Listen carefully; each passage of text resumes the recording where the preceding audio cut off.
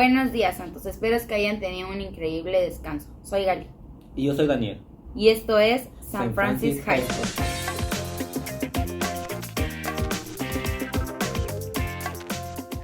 En las noticias mundiales, el lunes 23 de octubre, el total de muertes por la Franja de Gaza de la guerra Israel ha llegado a 5,000 debido a que Israel lanzó cientos de ataques hacia la Franja de Gaza durante la noche. En respuesta a esto, el presidente Joe Biden y el primer ministro Israel Benjamin se reunieron y acordaron que habrá una continuación de ayuda crítica para defender a nuestro pueblo y nuestros aliados, según el correo de Washington. En las noticias de la escuela, el 18 de octubre, la Sociedad Nacional de Honor organizó una colecta de sangre en la escuela. Como miembro de SFHS, hablar con los participantes de la escena para saber más sobre cómo fue el evento. It went really well. The donation process went by a lot faster than I thought it would, with like checking in and like the actual donation process was like 20 minutes, and I thought it was going to be a lot longer than that. I would say it was quite successful. We had 85 slots and we collected, I think, 61 units of blood, so that was a good start to our blood drive this year. This is my second year doing the blood drive and the third one that I've volunteered at, and I've donated at 2 of them. So we will have another blood drive in the spring, so you can for sure sign up for that. And we also go with the United Methodist Church over the Christmas break, so you can sign up for that. This time around, it's been a little rough, but that had not happened before last time, so don't let that discourage you from donating blood. You can always just hop on redcross.org and see if there's a local blood drive near you. I highly recommend that you donate if you're considering. It saved 3 people's lives just from one donation.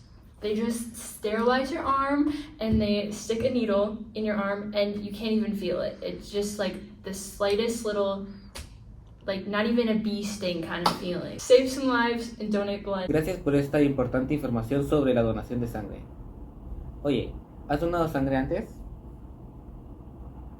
Solo cuando lo toman mis médicos, pero me da miedo. ¿Y tú? No, siempre he querido, pero igual me da miedo. Mientras tanto, el miércoles, San Francis High School Media y el anuario Lance fueron a la Convención Estatal de Periodismo en la Universidad de Minnesota. San Francis Media llegó a casa en el segundo lugar del estado por su programa de transmisión y el sexto lugar por su sitio web. Los reporteros Nola y Trinity tenían la oportunidad de hablar con algunos de los oradores principales, incluyendo el reportero de Car 11 Morgan. Aquí hay más sobre la historia. Journalism matters. It matters on the world scene, the national scene, and most definitely in the local scene, your high school. It is my pleasure to introduce Jonathan Falk from the Student Press Law Center to join us today. Can you tell us a little bit about the New Voices legislation? What New Voices does, it empowers you all. It explicitly says that student journalists are in charge of their own content. They're able to make those calls. How can administrators and school board work for educational solutions instead of turning to censorship? So they can inspire some of that greater conversation. But even though that is the context, being able to say, all right, let's calm down. Let's have a conversation. Instead of censoring these students, let's have them publish what they're going to publish that is not going to cause a substantial disruption of the educational process. Glenn Morehouse Olson also spoke briefly on our school's experience with censorship resulting in the use of SPLC. Originally, a photo was to be placed here but was censored by the administration. We got the chance to speak with Morgan Wolf about her experience as a reporter for one of the biggest news channels in Minnesota. What was your favorite story to cover? My Wednesday waving ladies. When I heard about a group of retired older women that meet every Wednesday, they get coffee, and then they sit on a bench at a roundabout and they wave, I was like, great, sign me up. So I went there and I started talking with them, and they were hilarious. Oh my gosh, one of them got up and started dancing at cars, and it was just one of the most memorable stories I think I've ever done. What was your least favorite story to cover? I think about times when I was in Wisconsin and it was actually a tornado warning at night, and I was so scared. It's hard because it's such an important story to talk about, severe weather especially. Do you have any advice for high school students covering stories or wanting to go into journalism? Ask a lot of questions, get some internships, always be open for feedback, and don't ever sell yourself short. En más noticias y actividades, está pasando mucho en el departamento de Bellas Artes. Tanto banda como coro tuvieron sus primeros conciertos. Ahora el teatro tiene una recaudación de fondos Haunted Trial el 27 y 28 de octubre. El de 7 a 10 en Donner Haunted Trial. También los pubs de otoño serán del 9 al 12 de noviembre y la cena madrigal será el 17, 18 y 19 de noviembre en la sala Bright Street. Las conferencias fueron el lunes. Esperamos que todos estén mirando hacia el final del trimestre y subiendo esas calificaciones.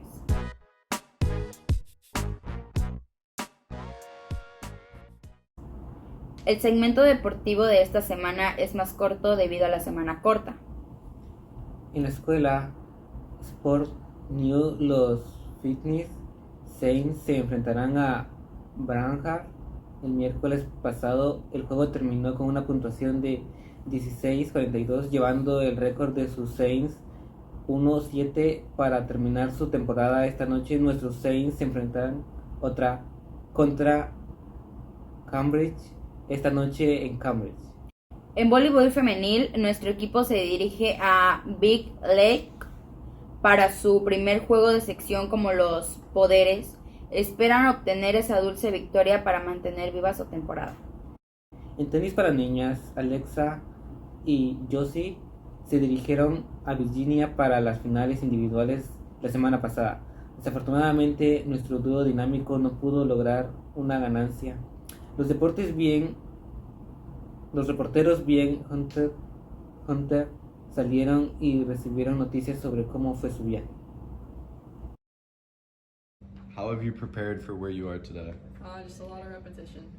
What strengths do you have as a team and individual? I hit the crafty shots. And I hit the more powerful. I think the greatest challenge for us is just learning how to win even when we're playing bad and just like keep being consistent. What have you learned about each other? We play better when we're more communicating and laughing and joking around. One of the major highlights was probably being conference. Gracias por esa información que los califica para el atleta de la semana de esta semana. La temporada de deportes de otoño está llegando a su final y estamos emocionados de brindarles las noticias sobre los deportes de invierno muy pronto. Esos son todos los deportes que tenemos para esta semana. El arquitecto de esta semana viene de nuestro equipo de medios. Cuando estaban en la competencia estatal hablaron con estudiantes universitarios sobre una pregunta candente, cuando todos necesitamos saber la respuesta. It's the random question thing, ding. I'm Charlie. I'm Hyatt. I'm Cole. And I'm Kong. And for this week's RQT, we're asking U of M students what's the largest animal they could take on in a fight. Hi, I'm Charlie, and I'm here with Joel. What's the biggest animal you could take on in a 1v1 fight in the field behind us? Black bear. A black bear? Yeah. Why is that? I think I got it. You think you got it? Yeah. How about if you had a bow and arrow? A moose. A moose? Yeah. Why is that? I don't know. I just think I would. I think I would roll around until I got that shot. Just like Katniss Everdeen type? Hi, and I'm here with Josiah. Josiah, what is the biggest animal in that field over there that you could take in a fight? Do I have any weaponry? If you had a medium-sized medieval sword. Holy. I don't want to be bold, but I feel like I could take on one of them big gray wolves. Okay. If I've got some range with a sword, I'm messing up a wolf. All right, so I'm Cole, and I'm here with Grace. Paige. And then the question we're asking you today is, what is the biggest animal you think you could take on in a fight? Okay. What kind of amenities do I get? How about you get Just my fists. Well, we'll do you just your fist, and then you get a baseball bat. You guys could take them on together. Ooh, okay. You get a baseball bat, and you get your bare hands. I was a softball player. There I you got go. us. I'm gonna go with like a crocodile. I'm here with John. And then the question today we're asking you is, what is the biggest animal you think you could take on a fight in that field right over there? I think probably an alligator. With my bare hands, honestly. No fight, honestly. I think he's done in like 2 seconds. Because all I gotta do is like clamp his mouth, and he can't do anything. Well, what if he hit one of them like death rolls on you? Well, he's not gonna get the chance because I'm gonna have his mouth closed and my legs wrapped around him, you know? Well, there you go. Hi, I'm Kong, and today we're with Claire. And the question today is, what's the biggest animal you think you could get in a fight? A deer. What's the strategy behind the deer? I would probably go for like the legs first. Yeah, mine's a crocodile. You're not beating a crocodile. Okay, so we got coyote and we got a crocodile. Tengan una excelente semana. Y go Saints.